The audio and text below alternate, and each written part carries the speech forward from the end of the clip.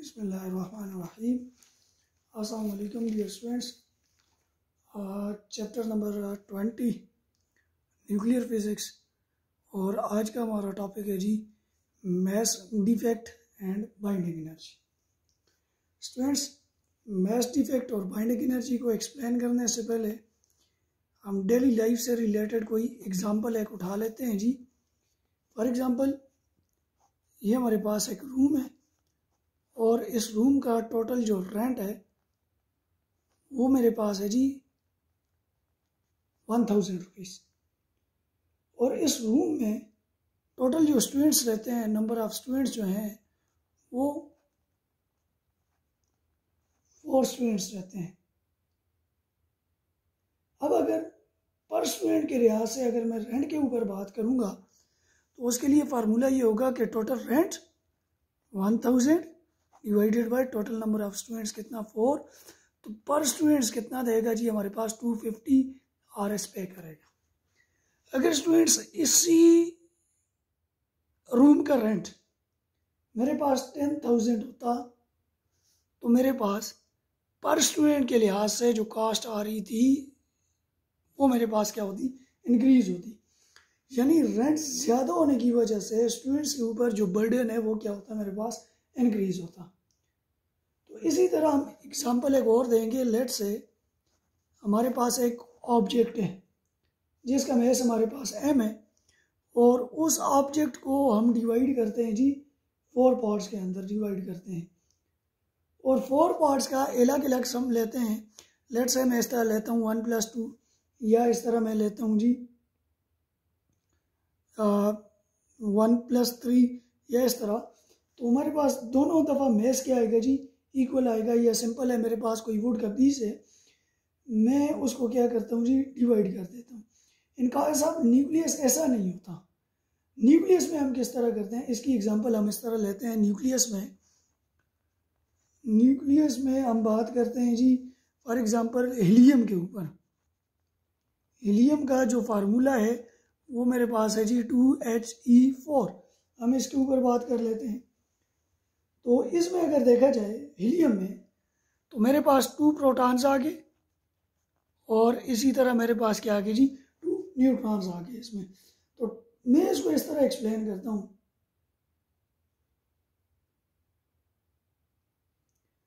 Nucleus जो है वो बाउंड फॉर्म में है जिसमें न्यूक्लियन जो है वो बन रहे होते हैं, जुड़ के रहते हैं। तो उसमें जो 2 प्रोटॉन प्लस 2 न्यूट्रॉन ये मेरे पास 2He4 के इक्वल आता है। अगर मैं इस बात को इस तरह करूं कि न्यूक्लियस में, हीलियम के न्यूक्लियस में टोटल नंबर ऑफ जो पार्टिकल्स हैं, तो हीलियम के न्यूक्लियस में टोटल नंबर ऑफ पार्टिकल्स जो बनते हैं वो मेरे पास है जी 4 है। अब हम इसको कहने के बजाय 2 प्रोटॉन प्लस 2 न्यूट्रॉन को कहने के बजाय कंसिडर करें कि हमारे पास टोटल नंबर ऑफ पार्टिकल जो हीलियम न्यूक्लियस में है वो कितने हैं जी 4 है और हर पार्टिकल का अपना इंडिविजुअल मास है। मैं अगर इसको इस तरह लिखूं, एक 2 प्रोटॉन्स 2 न्यूट्रॉन्स, हर एक का अपना इंडिविजुअल मास है, प्रोटॉन्स का भी और न्यूट्रॉन का भी। जिस टाइम इनको एड अप करेंगे तो वो मेरे पास क्या बन जाएगा जी, total mass of the nucleus. अब एक एक्सपेरिमेंट करते हैं, एक एक्सपेरिमेंटल रिजल्ट लेते हैं कि फॉर एग्जांपल हमारे पास एक एटॉमिक स्केल है, एक तराजू है और इस तराजू के ऊपर यहाँ पे मेरे पास एक एटॉमिक स्केल रखा हुआ है। इस स्केल की एक साइड पे न्यूक्लियस हम रखते हैं और वो न्यूक्लियस है जी हमारे पास हीलियम न्यूक्लियस है, 2He4 है। और वो जो न्यूक्लियस है वो हमारे पास बाउंड स्टेट में है और इसकी दूसरी साइड पे यानी इसका न्यूक्लियस जो है वो मर्ज है और टोटल नंबर ऑफ पार्टिकल्स इसके जो हैं वो मेरे पास कितने हैं जी 4 है। और ये स्टेट कौन सी है जी, मेरे पास बाउंड स्टेट है। मैं दूसरी साइड पे क्या करता हूँ, यानी इसमें मैं ये कह सकता हूँ कि मेरे पास 2 प्रोटॉन्स प्लस 2 न्यूट्रॉन और स्टेट कौन सी आ गई जी, मेरे पास बाउंड स्टेट आ गई। अब स्टूडेंट्स, इसकी जो दूसरी साइड है यानी सेकंड साइड पे हम 2 प्रोटॉन्स और 2 न्यूट्रॉन्स को रखते हैं। यानी सेकंड वाली साइड पे मैं सेपरेट स्टेट रखता हूँ और सेपरेट स्टेट में यानी फ्री प्रोटॉन्स और फ्री इलेक्ट्रॉन्स रखता हूँ। यहाँ पे भी 2 प्रोटॉन प्लस 2 न्यूट्रॉन, लेकिन स्टेट कौन सी है जी? सेपरेट स्टेट है मेरे पास। सेकेंडली इस साइड पे भी टोटल नंबर ऑफ पार्टिकल्स 4 हैं, इस साइड पे भी टोटल नंबर ऑफ पार्टिकल्स कितने हैं जी? 4 हैं। No difference in particle. जब ये फ्री पार्टिकल्स जुड़ेंगे आपस में, जब ये वाले फ्री पार्टिकल आपस में जुड़ेंगे, then they will lose their message, यानी लूज ऑफ मैस जो होगा वो कन्वर्ट होगा किसमें? एनर्जी में। कौन सी इक्वेशन से? ये लूज ऑफ मैस जो कन्वर्ट होगा एनर्जी में, ये इक्वेशन होगी जी E इजिकल टू mc² को सामने रखते हुए। अब लेट जो है वो हमारे पास मैसेज जो है वो 4 पार्टिकल्स के हैं। अब इसको हम इस तरह कह सकते हैं कि mass of helium nuclei, mass of He जो है ये हमारे पास आ गया mass of helium nuclei. Then हमें ये पता है कि जो हमारे पास, हमने यहाँ पे ये पढ़ा है कि जो हमारे पास सेपरेट स्टेट है उसका मैस बाउंड स्टेट से हमारे पास ज़्यादा होगा, क्योंकि हमारे पास न्यूक्लियर फिजिक्स में जहाँ फ्री स्टेट है वहाँ मैस क्या होता है? हमारे पास ज़्यादा होता है। तो फ्री स्पेस हमारे पास ये वाली है, तो इसका मैस क्या होगा? हमारे पास ज़्यादा होगा। बाउंड स्टेट ये वाली है, इसका मैस क्या होगा? हमारे पास कम होगा। तो एक जनरल सी बात कर लेते हैं कि हमारे पास जो मैस है, यहाँ पे जो हम मैस फाइंड आउट करने जा रहे हैं जी, mass of separate state is greater than mass of bound state, और ये हमारे पास किसके इक्वल आ जाएगा जी? Is greater than mass of bound state.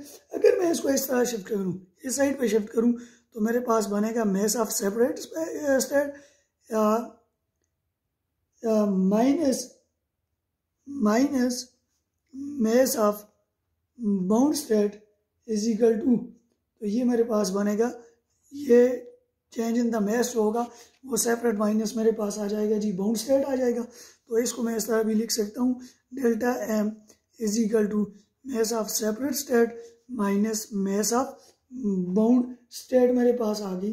तो अब यहाँ पे ज़रा समझना है, सेपरेट स्टेट में 2 प्रोटॉन्स और 2 न्यूट्रॉन्स, चूँकि मैंने हीलियम के एटम के ऊपर यहाँ पे बात की हुई है, तो उसके लिए मैं यहाँ पे लिखूँगा जी चेंज इन मैस जो है वो मेरे पास आ जाएगा 2 time mass of proton plus 2 time mess of neutron minus bound state कौन सी है जी? मेरे पास हीलियम वाली है, तो मेरे पास ये आ जाएगा मैस ऑफ द हीलियम। तो इसका मतलब ये हुआ कि चेंज इन मैस का जो आंसर आएगा वो कोई पॉजिटिव क्वांटिटी आएगी।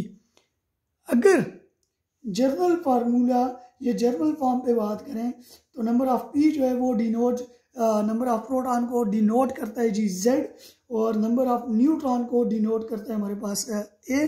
तो चेंज इन मैस जो आ रहा है उसको मैं इस तरह लिख सकता हूँ जेड टाइम, जेड मेरे पास नंबर ऑफ प्रोटॉन्स और ये किसका आ गया? मैस ऑफ प्रोटॉन्स आ गया, प्लस ये मेरे पास आ गया जी उसका, अगर मैं न्यूट्रॉन निकालूं तो उसके लिए A minus Z into mass of neutron, और ये मेरे पास माइनस क्या आ गया? मैस ऑफ द न्यूक्लियस या mass of the helium. Nucleus is known as mass defect, इसको मैस डिफेक्ट का नाम दिया जाता है।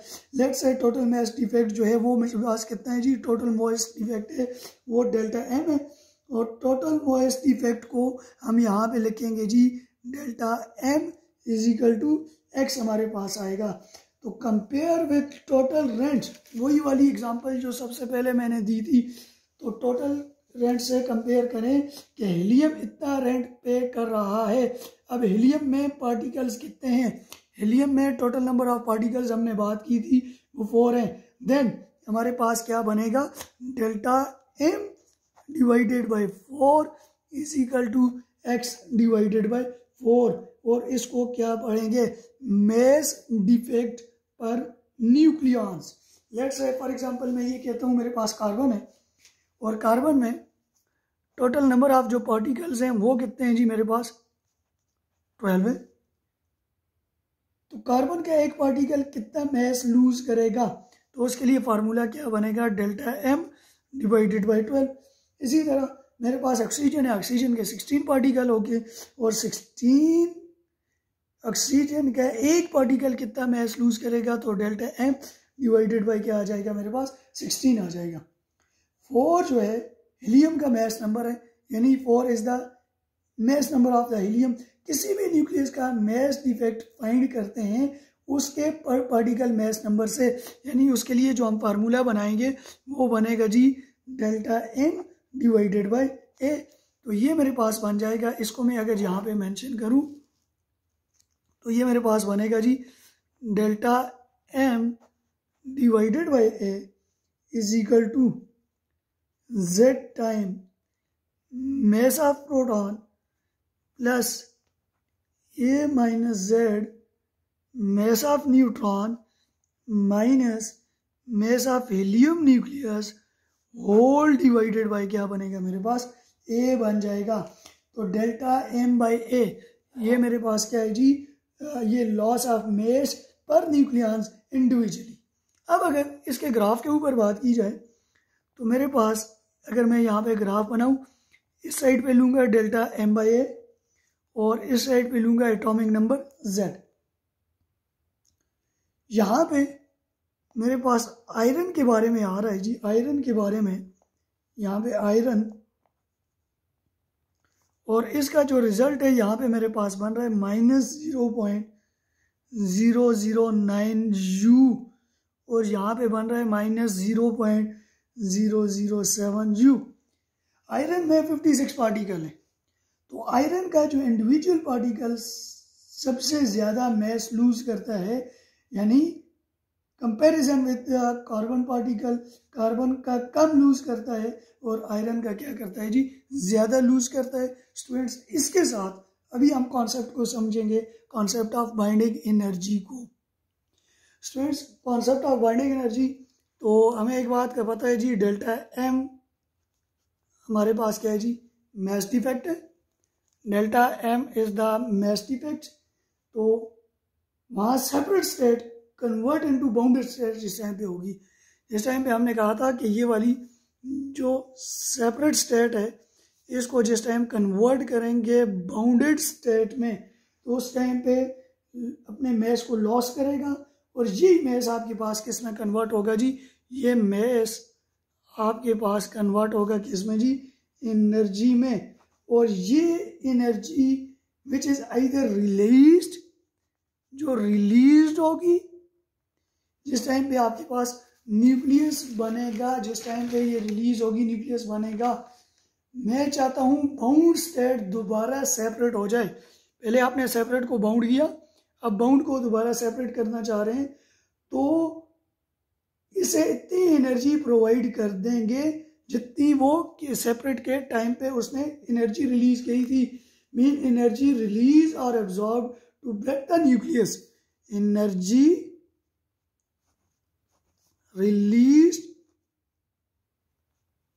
और एब्जॉर्ब टू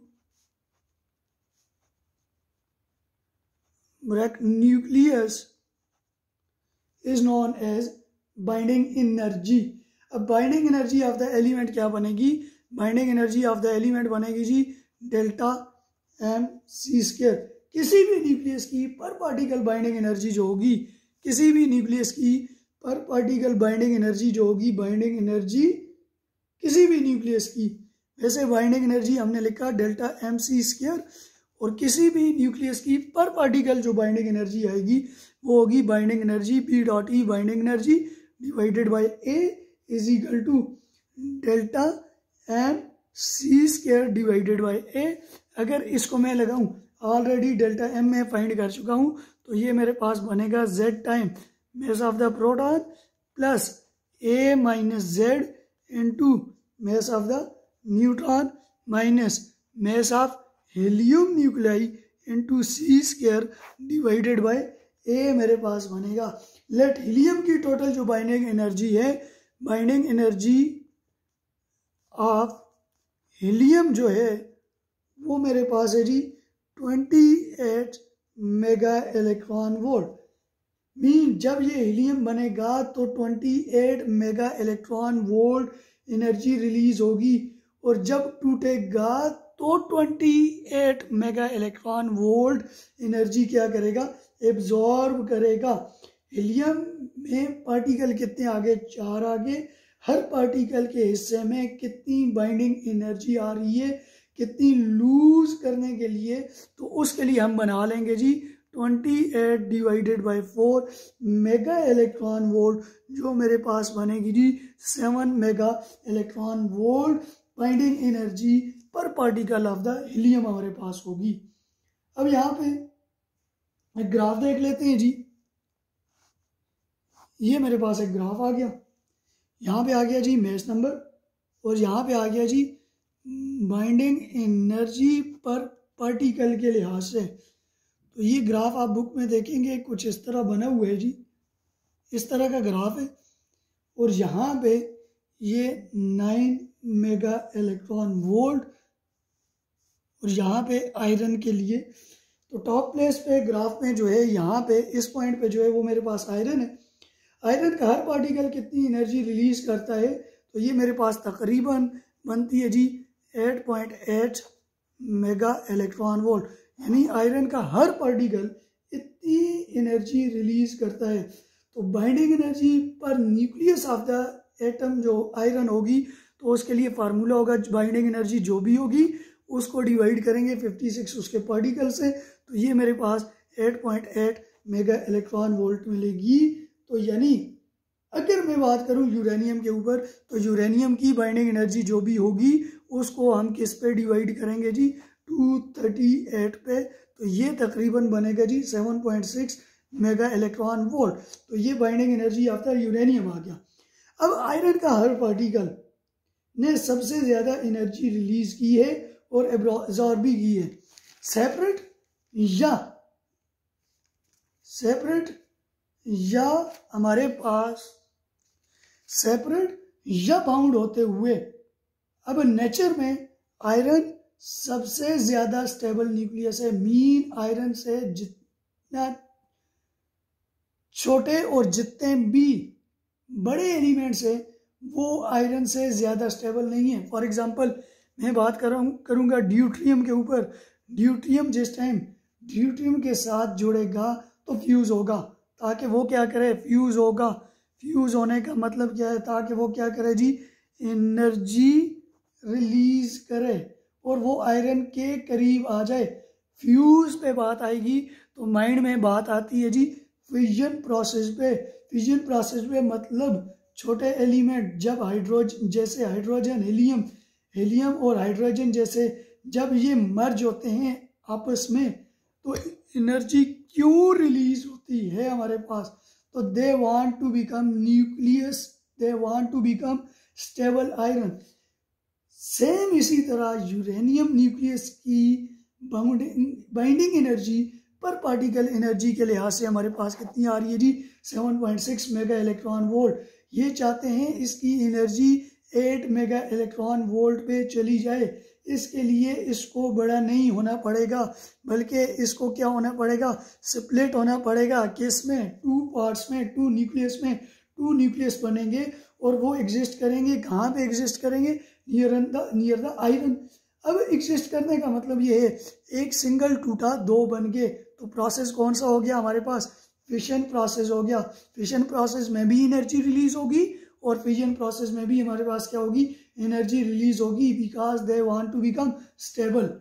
अब फॉर हीलियम के लिए अगर बात की जाए, फॉर हीलियम के लिए अगर बात की जाए तो डेल्टा एम हमारे पास आता है जी 0.03034 यू, और हमें पता है 1 यू किसके इक्वल है जी 1.6606 इंटू 10⁻⁻27 kg। अब डेल्टा एम को जिस टाइम आप चेंज करेंगे केजी में, तो ये हमारे पास डेल्टा एम इन केजी बनेगा जी 5.03 इंटू 10⁻⁻29 kg। तो बाइंडिंग एनर्जी ऑफ हीलियम, तो बाइंडिंग एनर्जी ऑफ हीलियम के लिए फार्मूला होगा mc² और ये बनेगा जी 28.2 मेगा इलेक्ट्रॉन वोल्ट। तो बाइंडिंग एनर्जी पर न्यूक्लियन जो बनेगी, तो चूँकि हीलियम के टोटल पार्टिकल कितने हैं 4 हैं, तो हमारे पास बनेगी 28.2 डिवाइडेड बाई 4। तो per nucleon binding energy of the helium nuclei वो कितनी बनेगी जी, हमारे पास 7 मेगा इलेक्ट्रॉन वोल्ट हमारे पास बनेगी। स्टूडेंट्स, ये था आज का हमारा टॉपिक। इससे रिलेटेड कोई क्वेश्चन भी हो तो आप मुझसे पूछ सकते हैं। थैंक यू, अल्लाह हाफिज़।